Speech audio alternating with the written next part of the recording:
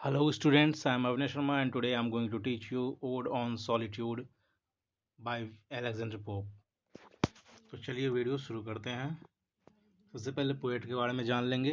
Alexander Pope was one of the greatest satirists of the early 18th century.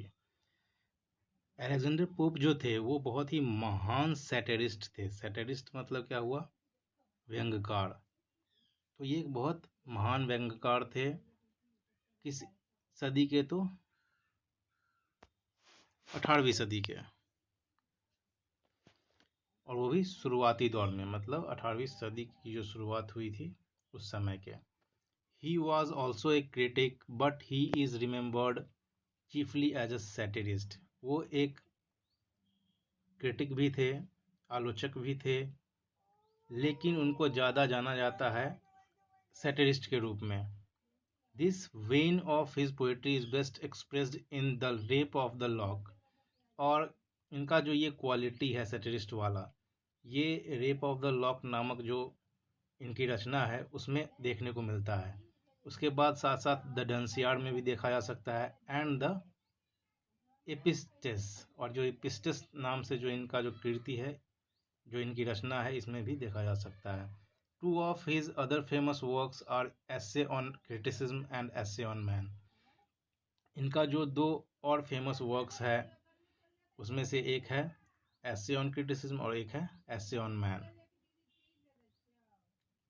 अब देखते हैं हम लोग ओड क्या होता है। Ode is a poem addressed to a person और एन ऑब्जेक्ट।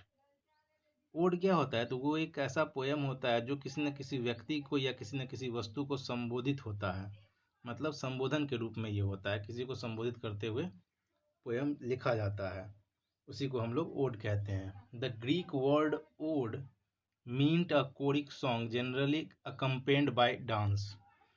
देखिए ये जो ओड है ये ग्रीक वर्ड है और इसका मतलब होता है एक कोरिक सॉन्ग। कोरिक सॉन्ग क्या होता है? जब भी कोई नाटक वगैरह शुरू होता है तो शुरू में एक गाना जो है गाया जाता है कुछ लोगों के द्वारा स्टेज पे, तो उसी को कोरिक सॉन्ग कहा जाता है। और ये जो ओड है ये उस तरह का होता है जो डांस के फॉर्म में स्टेज पे परफॉर्म किया जाता है और गा करके भी। The term is presently used to refer to long meditative lyric poem that in dignified manner address a noble subject. अभी जो हाल के समय में इस टर्म का यूज़ किया जाता है, ओड का यूज़ किया जाता है, वो किस चीज़ में? तो एक लॉन्ग मेडिटेटिव पोएम जो होता है, लिरिक पोएम जो होता है, उसको रेफर करने के लिए यूज़ किया जाता है। और इसमें जो सब्जेक्ट होता है वो भी एक अनोखा और अच्छा सब्जेक्ट होता है, मतलब जिस चीज़ के ऊपर ये लिखा गया होता है पोएम वो बहुत ही अच्छा होता है, मतलब मीनिंगफुल होता है, बहुत ही ज़्यादा वैल्यू वाला होता है। In the present poem, Ode on Solitude, the poet draws a beautiful picture of a happy man. ये जो पोएम है ओड ऑन सॉलिट्यूड, इसमें पोएट क्या कर रहे हैं? तो ये बहुत ही अच्छा पिक्चर रिप्रेजेंट कर रहे हैं एक हैप्पी मैन का। आखिर वो हैप्पी मैन होता क्या? तो इस तरह से हम देखते हैं कि ये जो ओड है वो एक ऐसा पोएम होता है जो एक कोरिक सॉन्ग होता है और इसको जो है डांस के द्वारा जो है रिप्रेजेंट किया जाता है।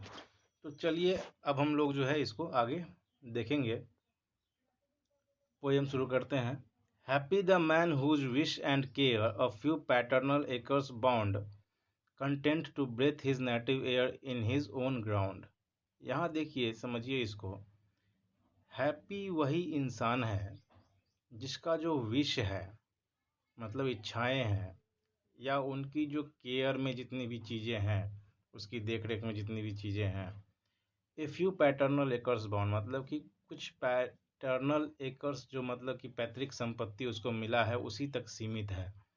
Content to breathe his native air मतलब, और जो संतुष्ट है अपने नेटिव एयर में ही, मतलब कि जी उसके आसपास का जो आबो हवा है उसी में वो रह करके अगर वो संतुष्ट है तो वही इंसान खुश होता है। इन हिज ओन ग्राउंड मतलब कि अपने खुद के ज़मीन पर, उसके खुद के आसपास के वातावरण में जो हवा है, पानी है, जो भी चीज़ उसको मिला है अपने पूर्वजों से, उन सब में रहते हुए, उनके बीच रहते हुए जो अपनी इच्छाओं को भी क्या करता है, वो अपने कंट्रोल में रखता है, वही इंसान क्या होता है? तो खुश होता है।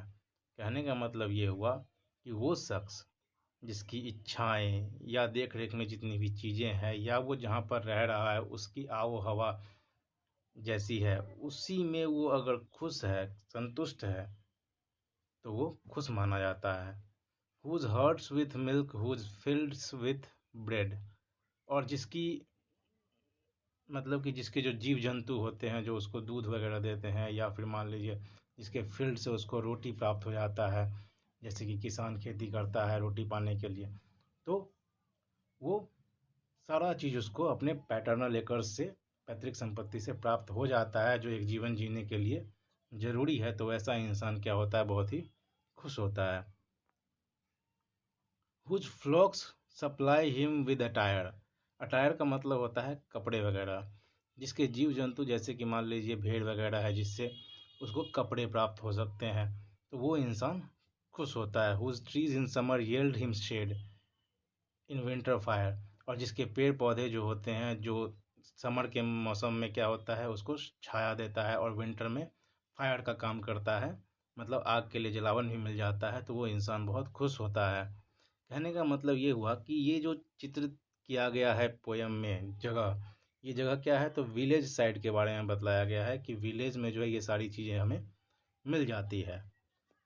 Blessed who can unconcernedly find hours, days and years slide soft away।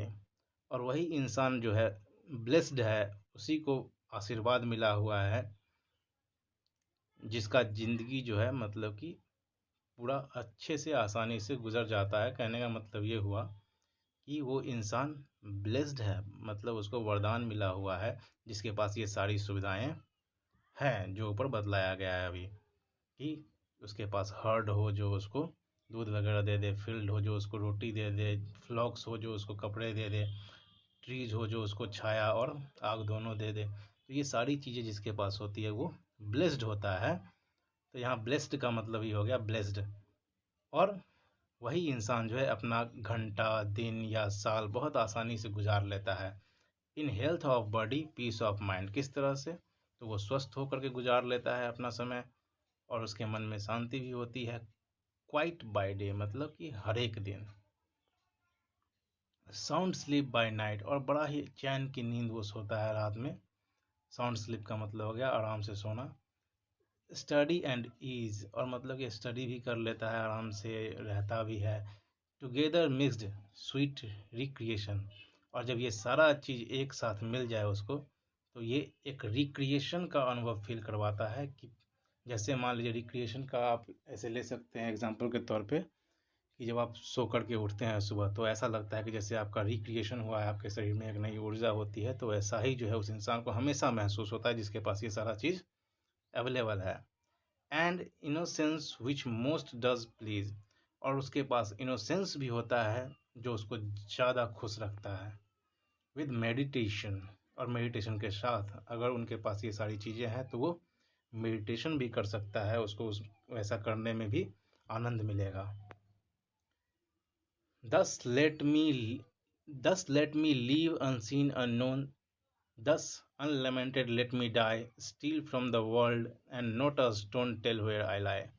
और लास्ट स्टंजा में पोएट कहते हैं कि इसीलिए मुझे अनसीन और अननोन मतलब ना कोई देखे और मैं अज्ञात रहूं, इस तरह से जीने दो। 10 अनलेमेंटेड लेट मी डाई, और इसी तरह से मैं मर भी जाऊं तो कोई दुख न मनाए, कोई शोक न मनाए। स्टील फ्रॉम द वर्ल्ड, दुनिया से चुरा करके, and not a stone tell where आ रहा है, और ऐसी जगह दफना दिया जाए कि कहीं वहाँ पे जो है कब्र भी ना बना दिया जाए, मतलब कि एक स्टोन वगैरह जो गाड़ दिया जाता है और लिख दिया जाता है आदमी का नाम, मरने वाले का नाम, तो वैसा कुछ नहीं लगाया जाए ताकि लोगों को पता ना चले कि मैं कहाँ सोया हुआ हूँ। इस तरह से ये पोएम ख़त्म होता है। आप लोगों को करना क्या है, ये क्वेश्चंस बना लेना है जो यहाँ दिया गया है, स्क्रीनशॉट लेकर के।